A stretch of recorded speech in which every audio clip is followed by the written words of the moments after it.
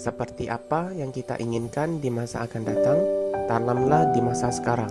Halo semua, selamat datang menonton acara hari ini bersama Jalan Kehidupan.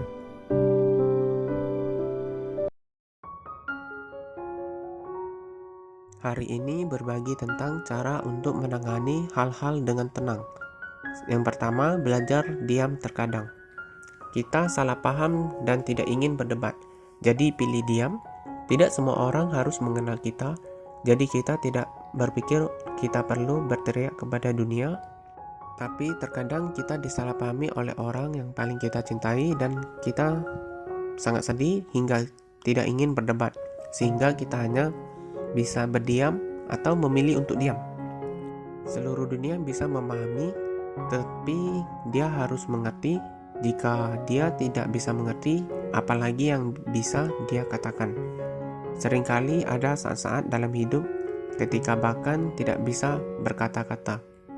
Lagi pula, tidak semua benar dan salah dapat dinyatakan dengan jelas, dan bahkan mungkin tidak ada benar dan salah sama sekali. Lalu, jika tidak ingin berbicara, jangan berbicara. Ketika berbicara tidak ada gunanya. Mungkin diam adalah penjelasan terbaik. Yang kedua, setidaknya tenang. Ketika kita mencapai titik terendah dalam hidup, semua orang di sekitar kita memberitahu kita menjadi kuat dan bahagia. Kekuatan mutlak diperlukan, tetapi kebahagiaan dalam situasi ini mungkin terlalu memalukan bagi kita. Lagi pula, siapa yang bisa bahagia ketika kepalanya patah? Tapi setidaknya bisa tenang. Lihatlah masalah ini dengan tenang, dan dengan tenang menangani hal-hal lain yang harus ditangani. Tidak ada kebahagiaan dalam ketenangan, tetapi juga tidak ada ketidakkebahagiaan. Yang ketiga, belajar membungkuk. Ada perbedaan pendapat dengan orang lain, bahkan konflik dalam kata-kata, sehingga kita tidak bahagia karena kita merasa itu semua jahat dari orang lain. Berhenti, menahan napas dan pulang dan bersihkan lantai. Ambil lap, membungkuk, berlutut dan usap setiap sudut lantai di depan kita, maju mundur, kemudian berpikir kembali semua yang kita katakan dalam konflik itu. Sekarang, kita menemukan bahwa ada sesuatu yang salah dengan diri kita. Apakah kita secara bertahap menjadi tenang? Bukan. Terkadang kita harus belajar membungkuk karena itu membuat kita rendah hati. Saat melatih tubuh kita, kita juga memoles pikiran kita. Kita memiliki lantai yang bersih. Ini adalah panen kedua kita. Yang keempat, jangan berpikir jika kita mengatakan bahwa hidup adalah jalan yang panjang tak terbatas dan pilihan selalu dibuat. Kalau cuma memilih makan mie goreng atau nasi goreng kelihatan kecil pengaruhnya. Tapi jurusan apa yang kita pilih atau kuliah, pekerjaan apa yang kita pilih, menikah atau tidak, ingin punya anak, pilihan masing-masing jauh. Mencapai konsekuensi dan pilihan yang berbeda pasti akan mengarah pada kehidupan yang sama sekali berbeda.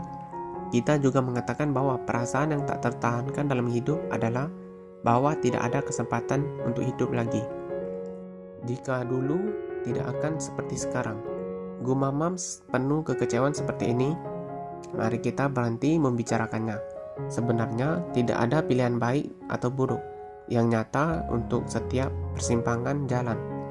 Selama kita menganggap hidup sebagai unik dari kita tidak akan sering melihat ke belakang jika kita membuat pilihan yang berbeda di awal.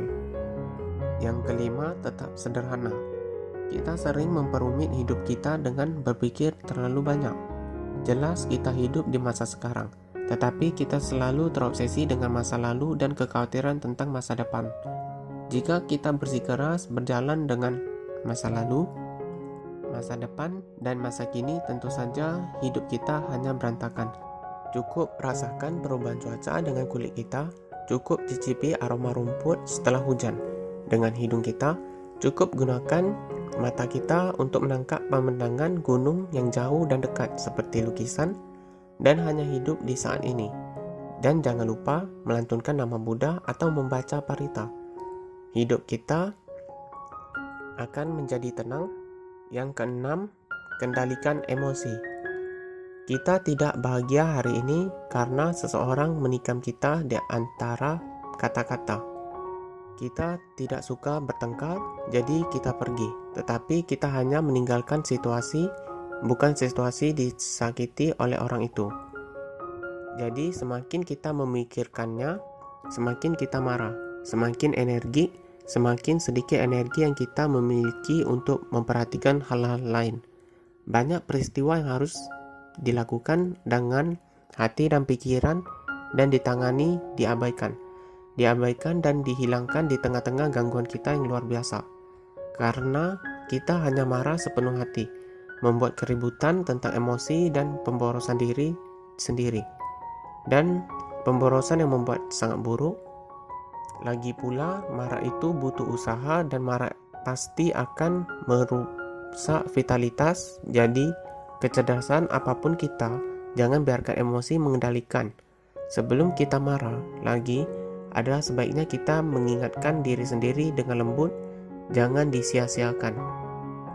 Yang ketujuh, raih kesempatan terbaik dan jangan pernah melewatkannya. Kita pernah membeli sepotong pakaian yang kita sukai tetapi enggan memakainya, dan dengan sungguh-sungguh menyimpan di lemari.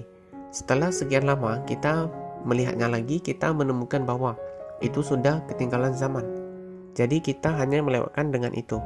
Kita juga pernah membeli kue dan yang indah tetapi tidak tahan untuk memakannya dan memasukkan ke dalam lemari es dengan sungguh-sungguh. Setelah sekian lama kita melihatnya lagi, kita menemukan bahwa itu sudah kadaluarsa.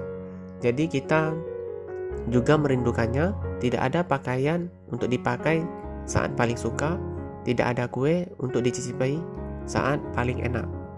Sama sekali atau sama seperti tidak melakukan apa yang paling ingin kita lakukan. Sayang sekali hidup juga memiliki umur simpan. Apa yang kita ingin kita lakukan harus dilakukan sesegera mungkin. Jika kita hanya mengunduskan keinginan kita dengan sungguh-sungguh di dalam hati, tetapi tidak pernah mewujudkannya, maka satu-satunya hasil adalah melewatkannya, seperti pakaian usang dan seperti kue usang itu. Yang kedelapan, kadang keluar jalur. Suatu kali kita berencana pergi ke tempat A dengan kereta api, tetapi tiba-tiba turun di kereta api di B sementara. Mungkin itu namanya tempat yang unik dan menarik. Mungkin sekilas pemandangan yang menyentuh.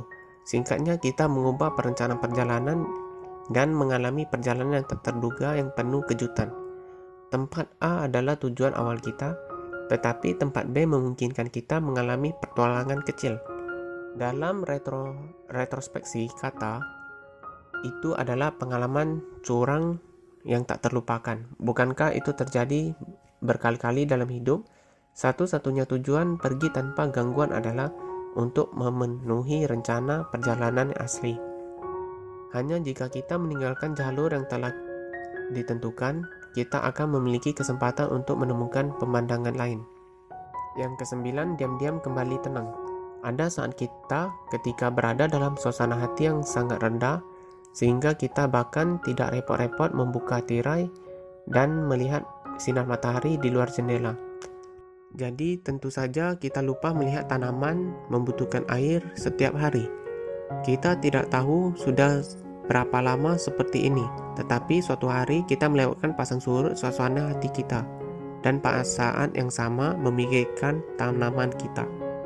Apakah masih hidup? Kita membuka tirai dengan gemetar, hanya dengan melihat bergoyang tertiup angin, cerah dan indah. Ternyata dalam beberapa hari terakhir, meskipun kita lupa memberinya air, tanaman itu tetap hidup dengan hujan dan embun.